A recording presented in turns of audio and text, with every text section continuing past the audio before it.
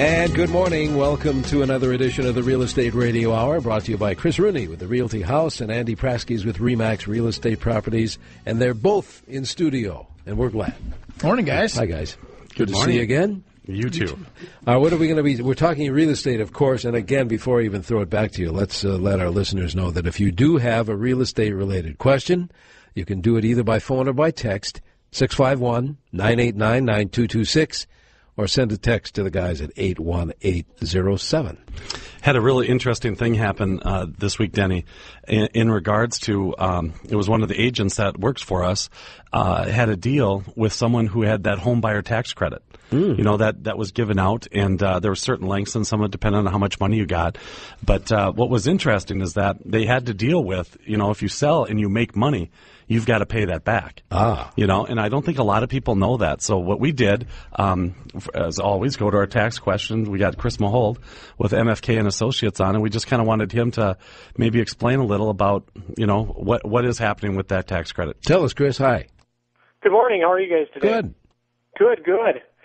Yeah, Chris, the first-time homebuyer credit, as you had mentioned, it started in 2008. It was a $7,500 tax credit, and for that tax credit, that one actually has to be repaid over 15 years. So $500 per year, that tax credit gets repaid.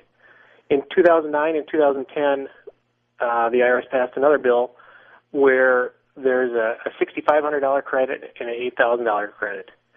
And those two credits do not need to be repaid if you stay in your home for more than 3 years. So as long as you keep it your principal residence for 3 years, you don't have to repay the credit. But if you sell your house or move out of your house, it's no longer your principal residence, you rent that house out, that would trigger repayment of the full credit. And what happens is if you sell your house and you happen to have a loss on the house, as long as the loss is greater than the original tax credit, the $6,500 or $8,000, you don't have to repay the credit. So, I was going to say, Chris, and Andy, that that's kind of a big thing. I mean, we've seen some appreciation from that tax credit time till now, and people are taking that next move. And I'll tell you what, that's a very important thing. And I guess I didn't, and I don't know if you did, Andy, but that from the 2008 one, from the 2009 and 10 one, over the 15 years versus the other one, I mean, that's a big deal. Well, I remember I had some of you want to talk about being upset about being a buyer on the fence? I remember back in the day when we crossed the magic line of, okay, now you don't have to repay them, but you did before. I had some of my past customers kind of coming back and saying, well, we should have waited, or it was kind of a funny time, but anyway. Yeah, it's a good thing. So what else, Chris, do you got there? Yeah, and I guess I also forgot to mention that 2008, if you do sell your home, that accelerates the repayment. So again, let's say it's 2012, I've repaid 4 years worth. I sell the home now. I would have paid $500 a year, so $2,000. I'd have to repay the remaining $5,500 this year if I sell the home. So yeah, I mean, it's been, 2010 would have been the last year, 2 years since people would have got the credit, and like you say, you kind of forget about, okay, I do have to repay that if I, sell my house and have a gain on it. Like you said, the real estate market has been turning, and, there's some appreciation in the home. So it's something people really need to think about if they're looking at selling their home.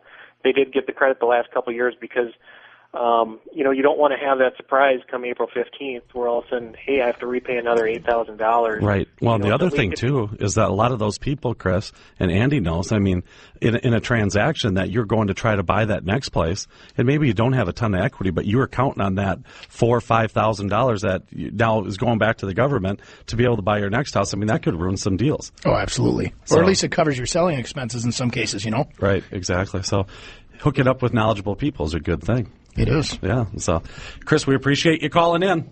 Hey, thanks for having me, guys. Thanks, Chris. Have a great day. You too. Bye-bye. Another thing, Andy, that we've been seeing is multiple offers. Yep. On properties. And, I kind of brought us up into talking when we were preparing for the show, talking about, what are some things that when you're in multiple offers that would make, yours stand out or be better, or what to kind of keep in mind when you're doing that? Well, I've always, said in the first place is that in a competitive environment, you want to make yourself as attractive as possible, making sure that your financing, if you are financing, is obviously favorable and you have all your ducks in a row. You're maybe even more than just a looks good letter. You actually have your fully underwritten approval, which makes a difference to the sellers. Making sure you're putting a decent amount of earnest money down has always been a big one for us. And I always say when you write an offer, if you write an offer with your foot out the door, the seller can see that. Like if you have contingencies is what I call that. And they'd like you to present an offer where you're locked up to them, you're committed, you're going to follow through and perform on the agreement that's on the table. So where you have your inspection contingencies or your financing contingencies, big word for me, don't laugh at me. I'm not saying nothing. I know. Say that 3 times fast. Contingencies. Anyway, so you go back to the what I was saying is that when you have those inspections and all those things cleared up on the front end, especially with a short sale, which we've got a great guy in here today, again, Jeff Zwiefel with Mark V and Zwiefel. We'll talk about this. Is that when we're presenting offers on short sales, I always put our best foot forward, putting the top, getting all those contingencies even removed before the actual offer goes to the bank for approvals, too, is a really important. I think another piece on that, too, is that I tell people, and I see it a lot with my sellers when we're in that situation, is make it clean. And what that means is that don't put all the little caveats in there. As clean as you can possibly put it. And if you want, the swing set and the shed and this and this and that, I mean, that just confuses things, If you keep it clean, that seller can focus on one thing, and that's the price. And ultimately, a lot of times it comes down to that. Well, and what's going to happen is, and I had this happen, and the couple that's listening, they'll laugh, is the old, we negotiated a deal, and they agreed to buy the couch in the basement. Well, the couch they presumed was leather was actually pleather. So the seller says, I couldn't have got that couch out of the basement anyway, so I'm glad you guys decided to pay $500 for it. And it was all legit. That. And it was all legit. It was all on the contract and everything. But what was funny is that at closing, they kind of got into a miff over the closing costs. Well, Nick came up and he goes, well, at least I'll get the $500 back because the couch was pleather anyway. It's not leather, it was pleather. So anyway. So what happened? Well, this is what I'm saying. We're in real estate. We're not in the furniture business. And so like Chris is saying, to complement that, don't get confused. You're there to buy the house. You're not there to buy the stuff. And a lot of that stuff causes problems. Causes huge problems. It does. All right. Well, I'll tell you what. I know when we come back after this break, you had the chance to talk with Jennifer from Wells Fargo. Jennifer Durkheisen at Wells Fargo. Yeah, so we got actually a 3-part interview kind of talking about some different programs. Good stuff. After the break, we'll join Chris and Jennifer after this break. And stay with us, 651-989-9226, or send a text at 81807. Back with more of the Real Estate Radio Hour here on 830 WCCO.